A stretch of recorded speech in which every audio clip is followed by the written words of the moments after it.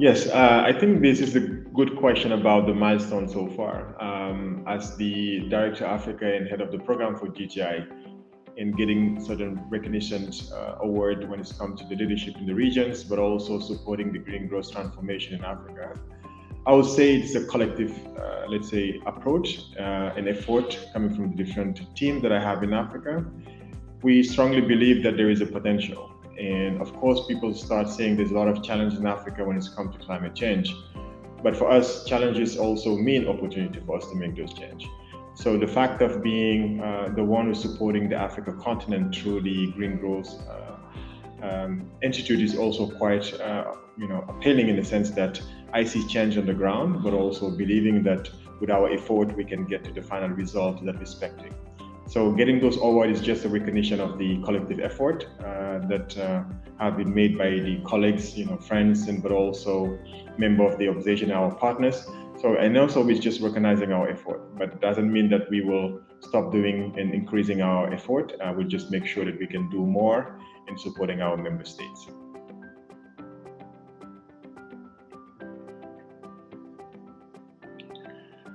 So I think GGI, the Global Green Growth Institute, was created in 2012, and the creations start with the unique mandate of having one institutions that support member states to move from a gray economy to a much greener one. And the link with Asia, because we have our headquarters based in South Korea, and one of the founding members of GGI also is Korea at that time.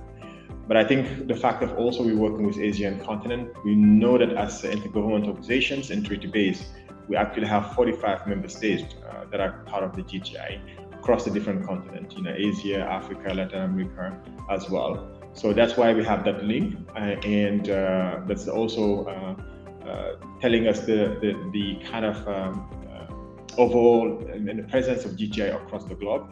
And the fact that also we have a regional office based in Africa shows also the link that we have in Africa as well.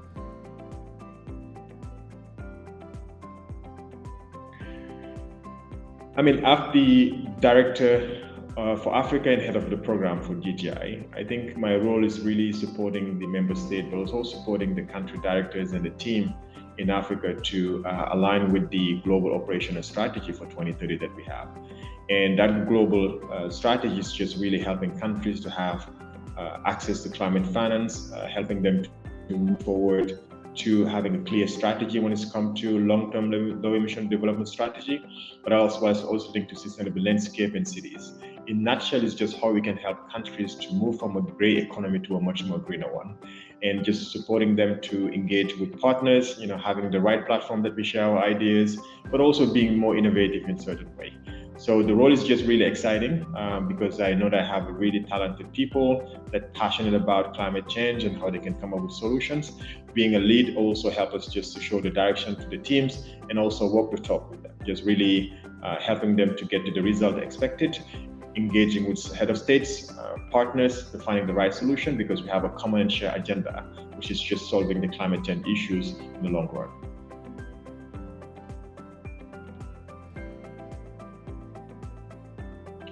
I think in Africa we have engagement with 12 countries and also our presence across the different geographic regions, East, West, in Central Africa and Southern as well. That also shows the diversity that we have in the region. From different countries, naming Rwanda, Zambia, Senegal, Burkina Faso, Ethiopia, those countries are where we also have foot on the ground, and we have team on the ground as well. That also gives us the opportunity to learn from the different experience and help other countries to reduce the learning curve. And also we have more and more countries in the process of joining GTI because they have to ratify the instrument in becoming member. And we're trying to make sure that once country joins as a member, we can give them full support when it comes to technical assistance. I have no doubt that we will have much more partners in Africa and also members in Africa, but we will also dedicate time to just go more deeper with our current member state to help them to get to the result.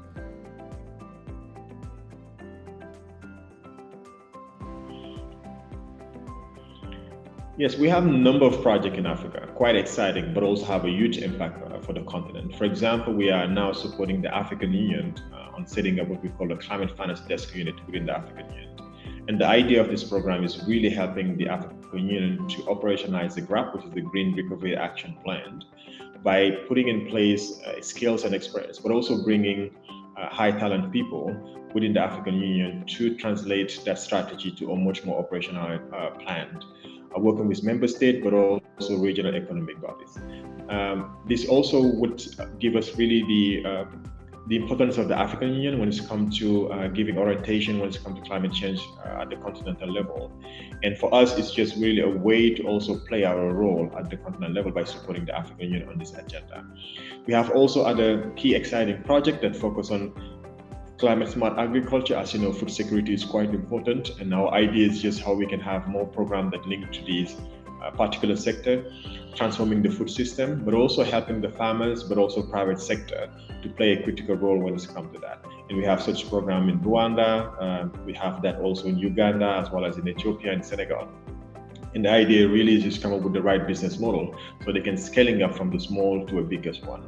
And other that's linked also to e-transport, e-mobility, green cities, waste sector as well. All in all, just really helping countries to just look at the different priorities when it's come to sector, integrate the climate component and the rationale that can help to just have a bankable project and increase more on access to finance. So I think those are quite exciting for us. And the fact that we're having a range, sectors that we are involved and have in-house expertise to support, give us also a unique selling point from our member state as well.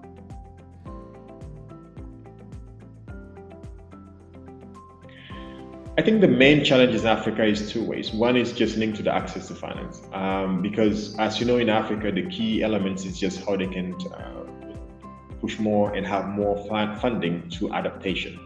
Mitigation, I will say that's the easy part, but adaptation is the most difficult part because that requires a new way of designing bankable project, but also come up with the climate rationale and selling it to the different investors. And that required to just lead and support the capacity building, but also having a national financial vehicle that can serve as a de-risk mechanism, because for most of the investors, when it comes to adaptation, is higher risk. So how we can put those spectrum of tools, instruments, both on the policy side, but also on the financial side, to help to attract blending finance from public and private sector. That's the biggest challenge in Africa. But I have no doubt with the engagement of different key champions in the region, but also partners that's sitting and discussing around finding a solution in an innovative way can be really helpful for the African continent. We see more and more private sector engage.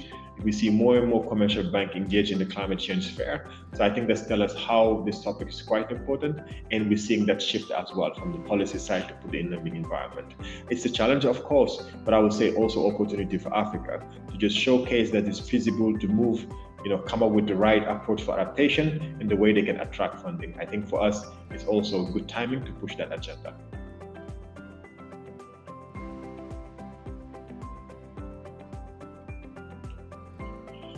I think Africa is doing the right thing. I think there's no doubt that the Africa continent is doing the right thing, because we're trying to make sure that we are really close to our issues, and also with our issues, how we can integrate that.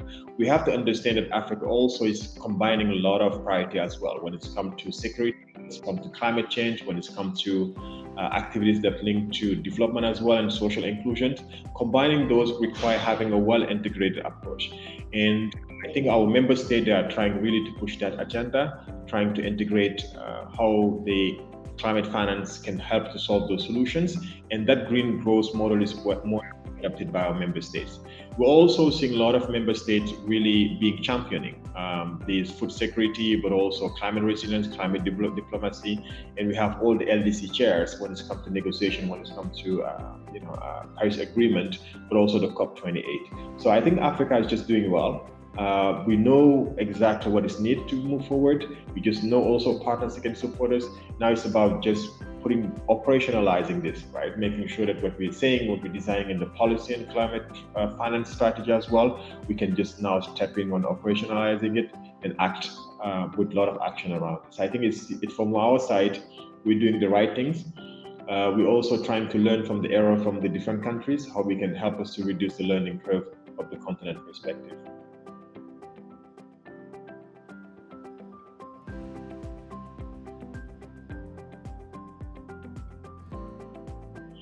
I think there's no doubt that youth should be integrated in the climate space solutions, and for a couple of reasons. I think Africa will be the youngest continent, worldwide speaking. And I think youth also are part of the solution in the sense that we have to push more for greenpreneur, which is the green entrepreneurship, come up with the new ideas, for example, digitalization as well, that link to how to solve issues that link to climate change.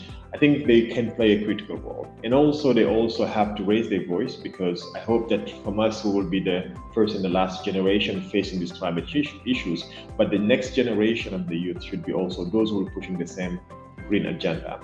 I think bringing them part of the solution, but also thinking to the process as well to solving those problems is quite important, from the designing of ideation of project, but also having SMEs or greenpreneur. I think it's quite important to integrate that. For Africa, it's a must, because it's a high potential. I will not say a challenge, but a high potential for us. Using that large, youth in the sector and just integrate that will be quite important for us as well.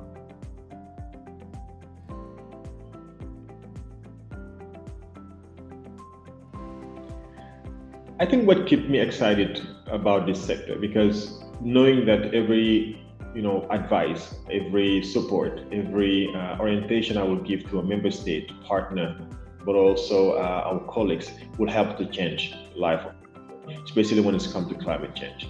So I think that's really what wakes me up every morning, and also trying to see, believing strongly that I will be the last, let's say, part of the last generation that will be facing the climate change issues, and our day-to-day work will be significant. So we have also to play a critical role from our side, but also trying to make sure that the messages are clear. We come up with innovative solutions that are realistic and also feasible in making sure that we get to the result. I think those things can really push us to wake up every morning, and I think I strongly believe that we will get there. It's just with this matter of timing, but also making sure that we move, and progress, not moving, but also progressing toward the final goal was quite important for us.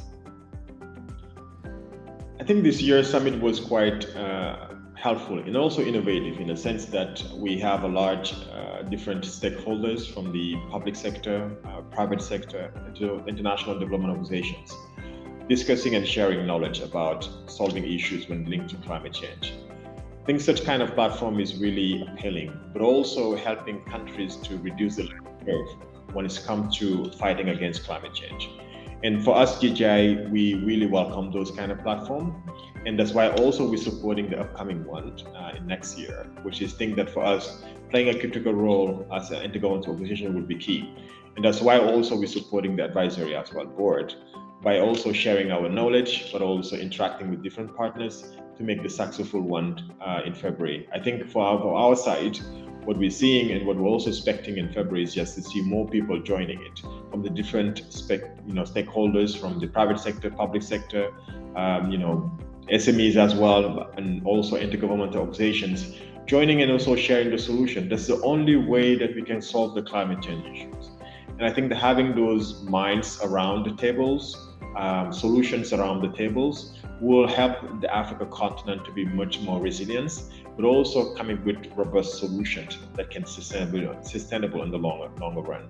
So for us, Gggi, we think that joining those kind of platform and effort is valuable, especially for the continent, and we'll play our role by giving enough support, information, knowledge, and bringing member states where necessary, so they can learn from that as well. So I hope we'll see you in February 2023, so you can join us and also be part of those who will be sharing those solutions, comments, and also innovative one that can help us really to just fight against climate change, but also transforming those challenges as opportunity for Africa.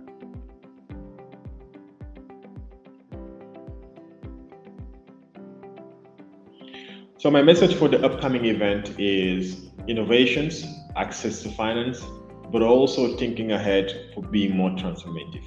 Innovative in a sense that's the only way, I think, for Africa to just reduce the learning curve. How we can come up with solutions that can be scaling up, those solutions that can help us to just get much more, let's say, impact on the ground. And access to finance is key, how we can broad and come up with really innovative financial instruments, both at the national level, regional level, or continental level. And also bringing more champions, more champions in the fields that can help us really to just, convey the message that is feasible to make this transformation. And I think the upcoming event can help us support all of these people around, all of the actors around, the stakeholders around, having the same message, have the same thinking. And also will also help us to just use that platform a way we can make connections. Because I believe that through partnership, through collaborative approach, that's the only way that we can solve the issues together. And see you in the next event. I think on the February 2024 will be a really interesting moment for us to just share, but also learn from you and learn from the different actors, solution and innovative approach that help countries to move forward. I would just say that the African Green Economies Summit, I want to add, is just really tipping points, I would say, for the continent. And I think see that growing in the sense that we will attract more and more actors, more and more, let's say, different stakeholders. It's quite also interesting. And from our side, I was just saying that Gggi will be remaining a strong partner and supporting this initiative and also playing our role in it. So I will hope we will see more people joining it in the next upcoming event, and trying also to see how we can really play our role, building a strong partnership, and collectively we can support the transformation of Africa.